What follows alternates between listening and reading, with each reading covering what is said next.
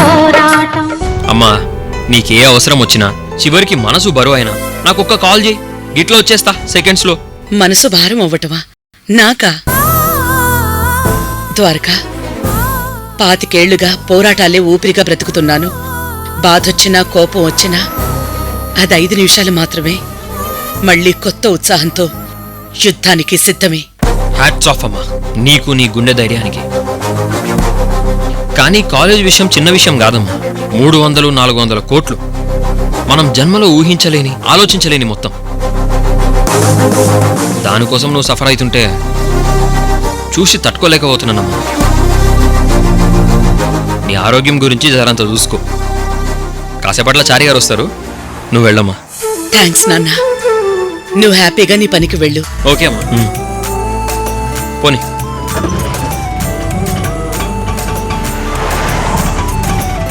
Bye నాన్న. Bye అమ్మా.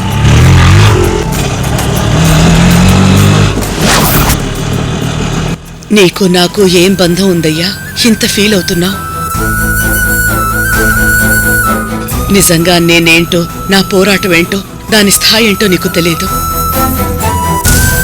నా బలమేంటో, నా సామర్థ్యం ఏంటో కూడా నీకు తెలియదు. సారీ నాన్న.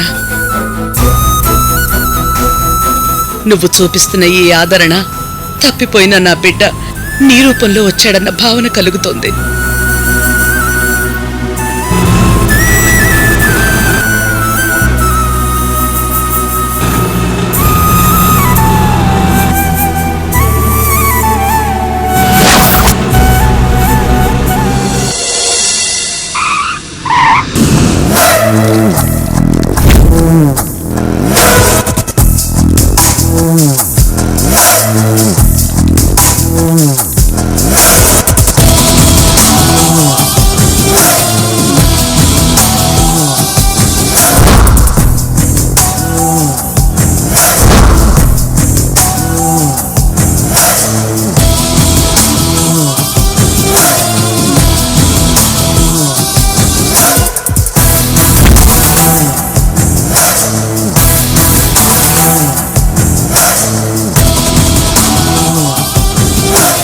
నమస్తే మేడం.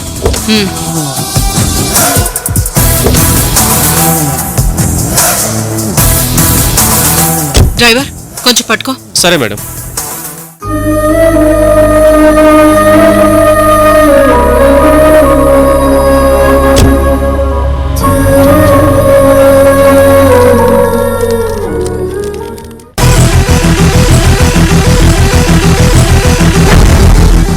మినిట్స్ లో ఇంట్లో ఉండాలి. ఎంత స్పీడ్ గా వెళ్ళినా 45 మినిట్స్ టైం పడుతుంది మేడం.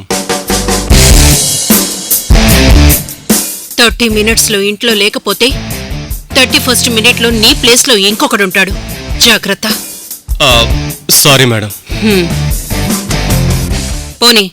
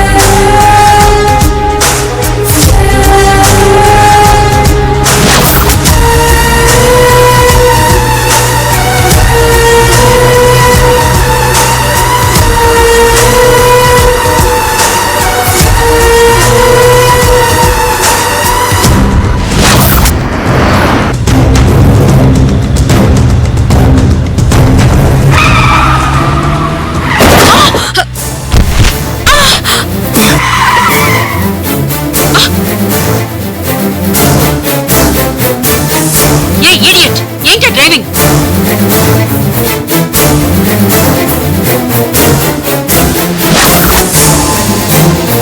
అయ్యో పడిపోయారు, అమ్మగారు పడిపోయారు. తొందరగా లేవండి.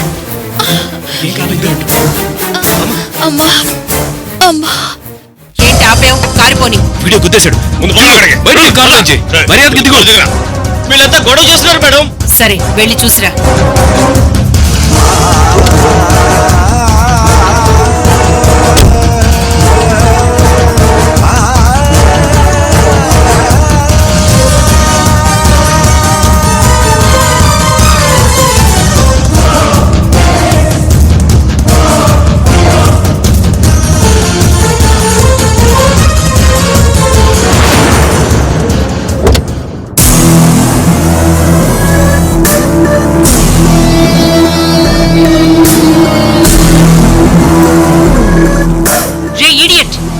వాళ్ళతో ఏం చేస్తున్నావు అక్కడ? మేడం వీళ్ళంతా గొడవ చేస్తున్నారు మేడం. అదంతా ఏం లేదు, ఎంతో కొంత ముష్టి వేసిరా. మేడం మాటలు తిన్నగా రానివ్వండి. ముష్టి ఏంటి ముష్టి? ఇక్కడ ఓ ప్రాణం పోతుంటే.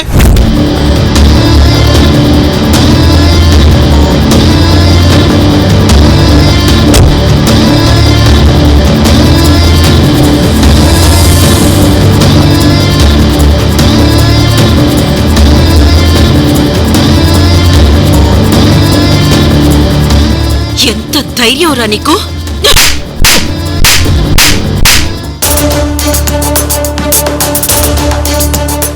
ఏమ్మా మగ పిల్లోని పట్టుకుని అలా కొడతావేంటి? మగపిల్లాడా? నిన్ను కూడా కొడతాను.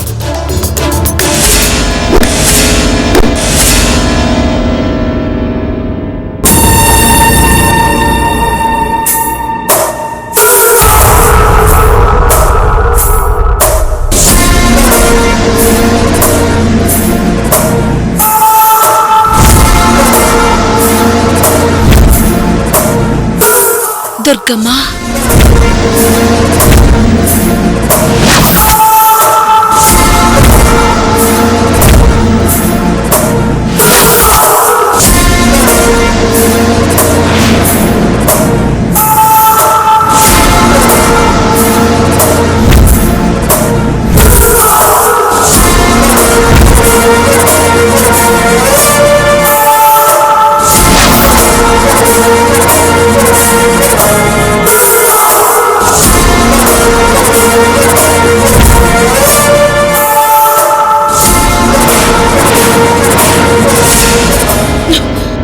పెద్దలతో ఎలా ప్రవర్తించాలో సంస్కారం నేర్పించలేదా మీ పెద్దలు? How dare you to touch me? మనిషివేగా. నేనెవరో తెలుసా? నీ ఆధార్ డీటెయిల్స్ నాకు అవసరం లేదు. నీ డ్రైవర్ తప్పు చేశాడు, వాళ్ళు క్వశ్చన్ చేస్తున్నారు. నువ్వు తప్పు చేశావు, నేను క్వశ్చన్ చేస్తున్నాను. నీ డ్రైవర్ తప్పు చేస్తే పరిష్కారం ఆలోచించాలి గాని ఆ తప్పుని సమర్థించుకుంటూ నువ్వు తప్పు చేస్తే నేను చూస్తూ ఊరుకుంటానా? చాలా ఎక్కువగా మాట్లాడుతున్నావు. నేనింకా మొదలు పెట్టలేదు. నేను మొదలు పెడితే నువ్వు మాటల్ని వెతుక్కోవాల్సి వస్తుంది. ఏంటి పొగరా? సరిగ్గా ఇదే ప్రశ్న 25 ఏళ్ల క్రితం ఒకడడిగాడు. దేశం మొత్తానికి వినబడేలా సమాధానం చెప్పాను. ఏం చూసుకుని అహంకారం? వీళ్ళని చూసుకునే. నన్ను ఇంతలా అభిమానించే వీళ్ళని చూసుకుని. మంచి ఎటుంటే వీళ్ళటుంటారు. ఒక్కసారి అభిమానించారంటే ఎవరు ఎన్ని చెప్పినా నమ్మరు. ప్రాణం పోయే వరకు తమ ప్రాణం కంటే ఎక్కువగా ప్రేమిస్తారు. నేను తలుచుకుంటే ఏమీ చెయ్యలేవు. కనీసం ఇక్కడి నుంచి అంగుళం కూడా కదల్లేవు. నా మాట విని నువ్వు చేసిన తప్పుకి, నీ డ్రైవర్ చేసిన తప్పుకి క్షమాపణ చెప్పి వెళ్ళిపో. ఏంటి? నేను సారీ చెప్పాలా? కాదా మరి? నువ్వు చేసిన తప్పుకి నువ్వే క్షమాపణ చెప్పాలి.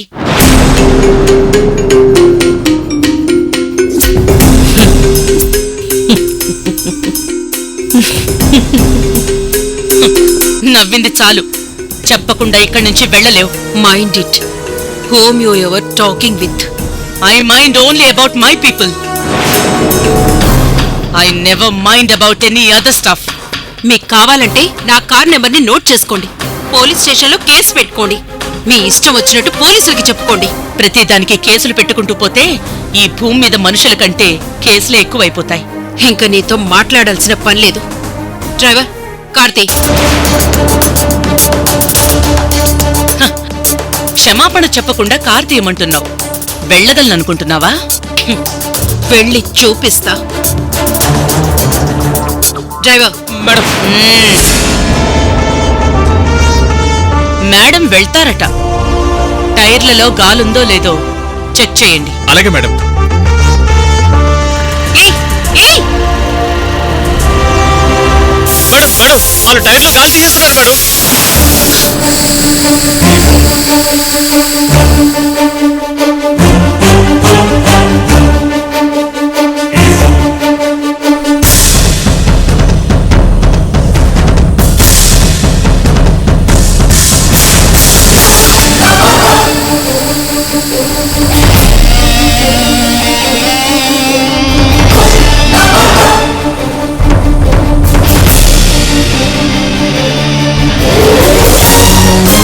గాలిని టైర్స్ తో ట్రావెల్ చేయటం కుదరదనుకుంటాను.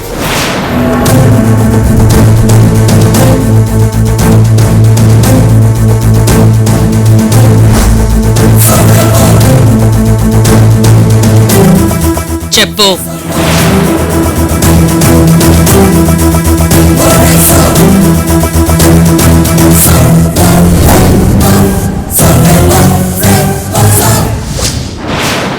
I'm sorry.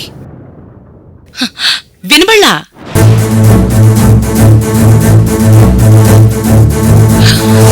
Sorry. There is a sentence in English. When we are in Rome, we should behave like a Roman అన్నారు. అంటే మనం ఉన్న ప్రదేశాన్ని బట్టి అక్కడ ప్రవర్తించాలి. అక్కడ వాళ్ళకి అర్థమయ్యే భాషలోనే మాట్లాడాలి. మీరు చాలా పెద్ద చదువులు చదువుంటారు. మీకొచ్చిన ఆంగ్ల భాషలో చెప్పారు. మాతృభాష అనేది ఒకటి ఉంటుంది కదా, చాలా బాగుంటుంది. ఆ భాషలో చెప్పు.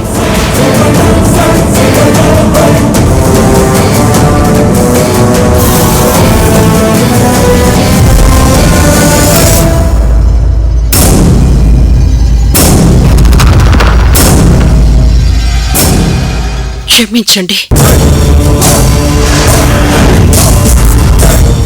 తప్పైపోయింది.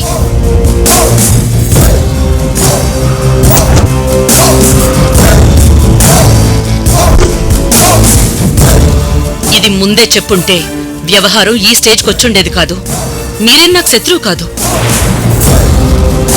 ఇక్కడ జరిగిన ఇన్సిడెంట్తోనే మీతో ఇలా మాట్లాడాల్సి వచ్చింది. మీరు సెన్స్తో ఆలోచించి సారీ చెప్పుంటే సమస్య ముందే పరిష్కారం అయిపోయి ఉండేది. కార్ల మీద వెళ్లేవాళ్లు కాళ్ల మీద వెళ్లేవాళ్లను చూసుకుంటూ వెళ్ళాలి.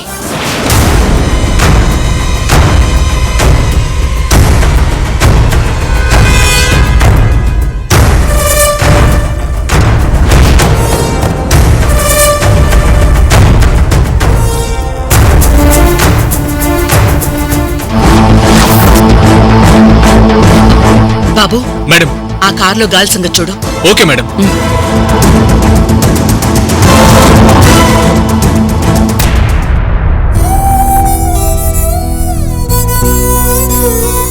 జాగ్రత్తగా లేవండి. అమ్మా, అయ్యో. ఏందమ్మా అలా ఒగ్గేసినారు? ఆమె దగ్గర తునవా పనవాళ్ళు ఆగాల్సింది. చూడు పెద్దమ్మా, కారు వేగంగా రావటంలో వాళ్ళదెంత తప్పో, నువ్వు రోడ్డు పక్కన ప్లాట్ఫామ్ మీద నడవకుండా ఇలా రోడ్డు మీద కూడా నడవటం అంతే తప్పు. ఇద్దరి తప్పు ఉంది కాబట్టే ఆవిడ దగ్గర నుంచి నష్టపరిహారం అడగలేదు. సుందర్, ఆటోలో పర్సుంది, తీసుకురా. అలాగే అమ్మా.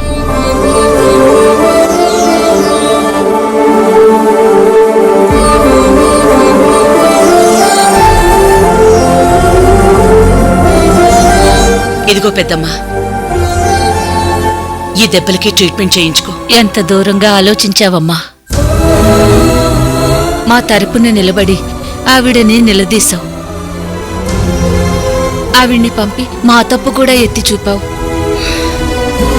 అందరి తరపున ఆలోచిస్తావు కాబట్టే నువ్వు దుర్గమ్మవయ్యావమ్మా.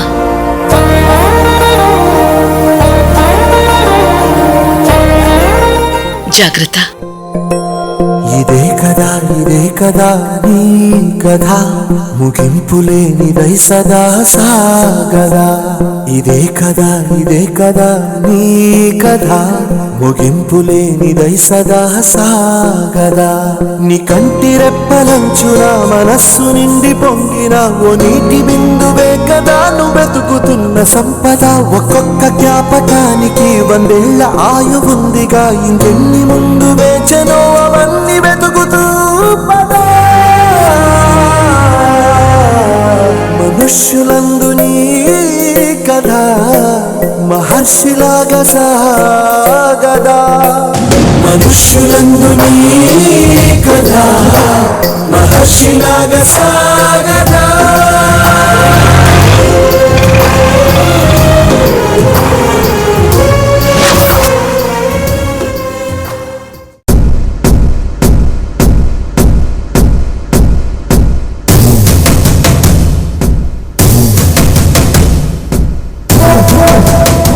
మళ్ళీ ఫోన్ చేస్తాను.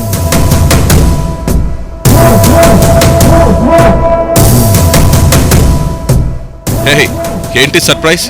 వస్తున్నట్టు కాల్ చేస్తే నేనే ఎయిర్పోర్ట్కి వచ్చేవాడిని కదా. వచ్చి ఏం చేసేవారు? నాకు జరిగిన అవమానాన్ని కళ్ళారా చూసి క్లాప్స్ కొట్టేవారా? అవమానమా? ఏం జరిగింది?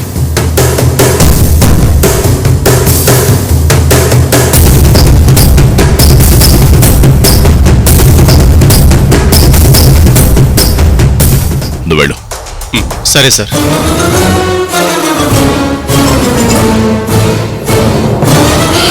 ఇప్పుడు చెప్పు, ఏం జరిగింది? నేను వస్తుంటే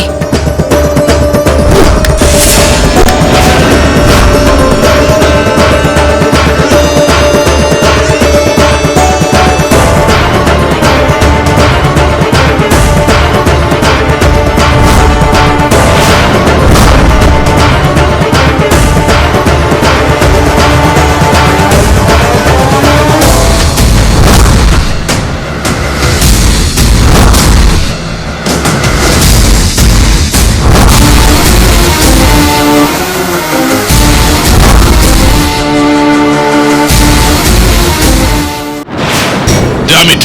ఇంత జరిగితే నాకెందుకు చెప్పలేదు? తెలిస్తే ఏం చేసేవారు? ఈ గొడవ ఏ రూట్ నుంచి వస్తున్నప్పుడు జరిగింది? అక్కయ్య పాలెం రూట్లో బ్లూ మూన్ హోటల్ సమీపంలో.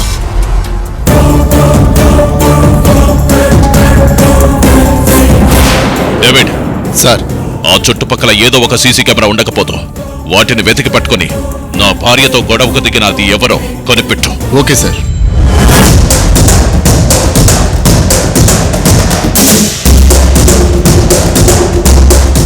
నువ్వేం బాధపడకు సువర్ణ.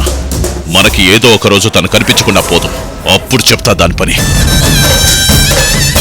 దాన్ని నేను ఊరికే వదలను. నన్ను బాధ పెట్టినందుకు బతికున్న ప్రతి క్షణం బాధపడేలా చేస్తాను. అది సరే, నువ్వేంటి ఇంత సడన్ గా? అక్కడ మల్హోత్రా చాలా ఇరిటేట్ చేస్తున్నాడు. అక్కడుండటం నచ్చలేదు, అందుకే వచ్చేసాం. మంచి పని చేశావు. ఇంతకీ మీరొచ్చిన పనేమైంది? దొరికాడా మీ కొడుకు?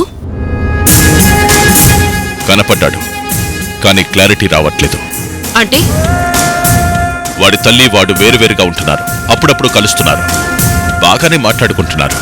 కానీ ఎందుకు దూరంగా ఉంటున్నారో తెలియట్లేదు. అయితే కొడుకు విషయంలో ఇంకా clarity రాలేదన్నమాట.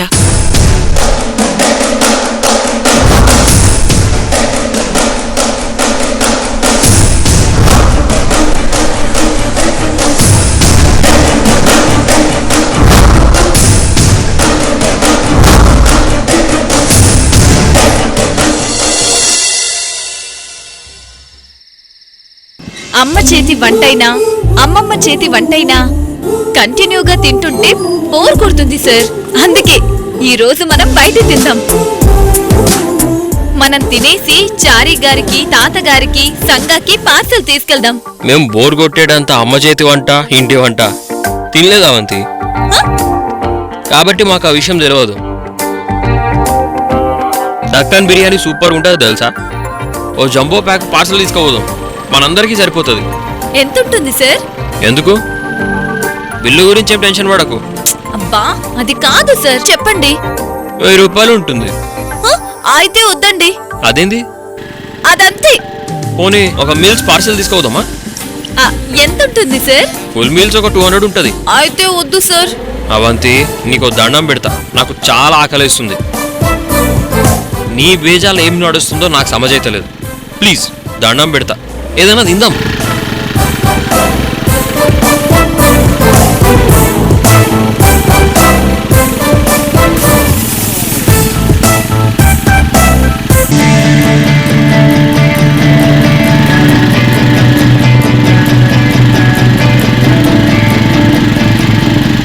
Sir stop stop stop. Sir అక్కడ సూపర్ గా ఉంటుంది సార్. ఇక్కడికి ఎప్పుడు వస్తావా? ఇదే ఫస్ట్ టైం. మరి సూపర్ అని తెలిసినట్టు చెప్తున్నావు. అదే సార్, సూపర్ ఉంటుంది. కావాలంటే రండి రండి రండి.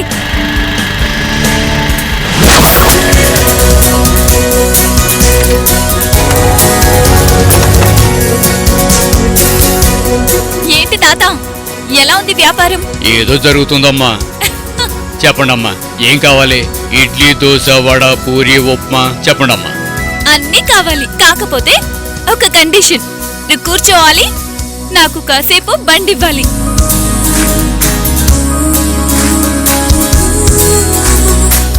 ఏ అవంతి, దిమాగ్ ఖరాబ్ అయిందా? ఏం మాట్లాడుతున్నావు నువ్వు? సార్ మీకు తెలుసు సార్, మనం ఇప్పుడు చేయబోయేది భలే ఉంటుంది.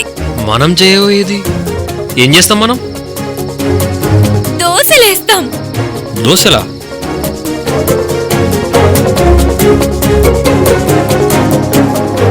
నీ ఖచ్చితంగా దిమాగ్ ఖరాబ్ అయింది.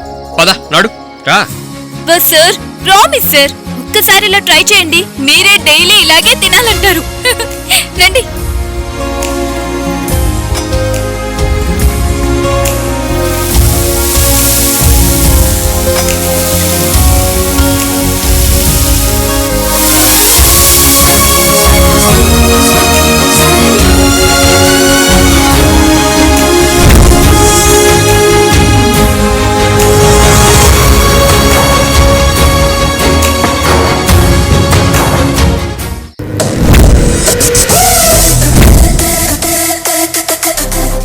యుద్ధం అనేది మనకున్న 64 కళల్లో ఒక కళ.